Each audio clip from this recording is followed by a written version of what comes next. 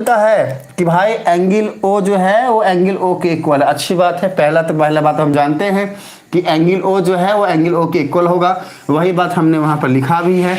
देखो यहाँ पे भी तो ये वाला एंगल ओ है और ये वाला एंगल ओ है, ठीक है।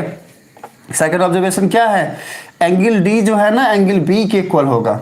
तो इसका मीनिंग क्या है कि भाई ये वाला जो एंगल है ना, देखो ध्यान से, ये वाला जो एंगल है ना एंगल डी, ये एंगल बी के इक्वल होगा। ये हमको कहाँ से मिला, ट्रायंगल के सिमिलैरिटी केस से मिला। या तो यहाँ से ले लो कि एंगल डी एंगल बी के इक्वल होगा, मतलब कि ये जो डी है ये बी के इक्वल होगा। इसका मीनिंग क्या है, लिख दो इसको यहाँ पे कि हमने सिमिलैरिटी वाले केस से क्या पाया, हमने पाया यहाँ से कि एंगल डी जो है ना ये इक्वल होगा एंगल बी के, इससे पाया ना। चलो एक पॉइंट ये हो गया।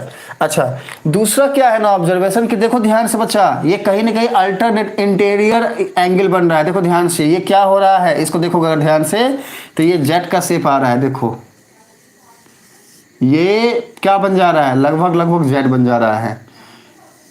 तो अगर कुछ ऐसा बने ना ऐसा, तो हमेशा ही ये एंगल इस एंगल के इक्वल होता है। इसको क्या बोलते हैं, अल्टरनेट इंटीरियर एंगल। अगर यहाँ कंफ्यूज हो जा रहे हो तो फिर इसको छोड़ दो, इसको समझो, ठीक है ना। अच्छा अब तीसरा ऑब्जर्वेशन हमारा क्या है उसको देखो ध्यान से। तीसरा ऑब्जर्वेशन है हमारा कि ये जो एंगल सी है ये किसके इक्वल है, एंगल ए के इक्वल है, ठीक है।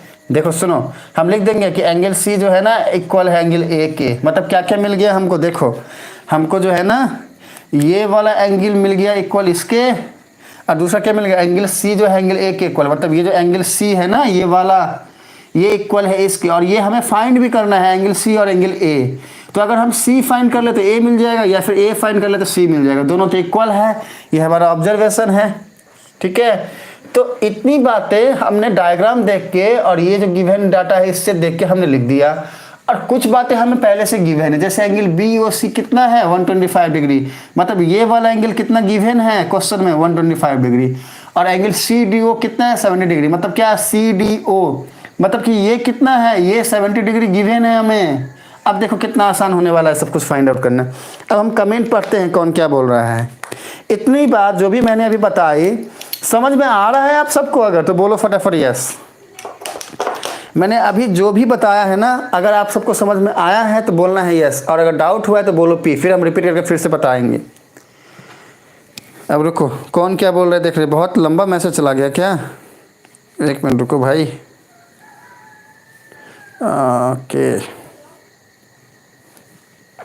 सारे बच्चे रिप्लाई करिए, अगर समझ में आ गया है तो बोलना है यस, डाउट है तो लिखना पी, और ज़्यादा कुछ मत लिखना, पी लिखना, तो फिर हम रिपीट करके समझाएंगे। नेहा आपको समझ में आ रहा है ना बच्चे, बोलिए। ओके मैंने भी किया है भैया, हमारा आदर्श तो समझ गया है, मुझे पता है। आदर्श हम आपका रिप्लाई अब पढ़ रहे हैं, हाँ पढ़ रहे हैं बच्चा, हमें पता है कि आपको समझ में आ चुका है।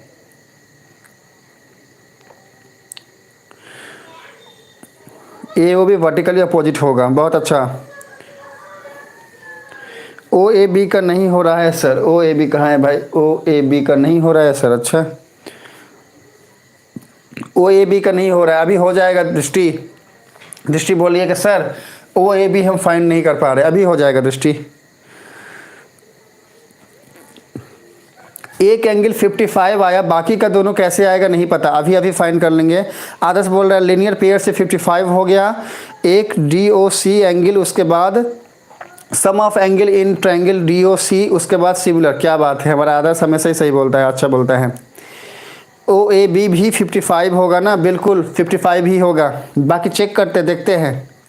मतलब बच्चे जो है ना रिप्लाई किए हैं, इसका मतलब मेरे बच्चे समझ हैं। हाँ केजे कुल का रिप्लाई है क्या, एकदम अच्छे से सर जी, एकदम अच्छे से समझ में आ रहा है। Okay done. शुभम भी बोल रहा है हाँ समझ में आ रहा है, नेहा को भी समझ में आ रहा है, दृष्टि को भी समझ में आ रहा है, शुभम भी समझ रहा है, हाँ सर अच्छे से आया समझ में। ओके नेहा भी समझ रही है।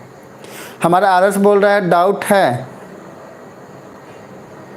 डाउट है नहीं फिर पी क्यों लिखूँ। हमारा आदर्श जो है ना बदमाशी करता है, हाँ हमको डराता है कि ये सर जी हमको डाउट है, हम फिर डर जाते हैं। अरे बच्चा हमारा आदर्श को कैसे डाउट हो सकता है, उसको तो समझ में आता है सब, तो फिर हमको लिखता है कि सर डाउट नहीं है तो फिर लिखे कैसे। ओके चलो आओ अब देखते हैं कि कैसे हम बाकी सारे एंगल्स जो भी हमें क्वेश्चन में पूछ रहा है ना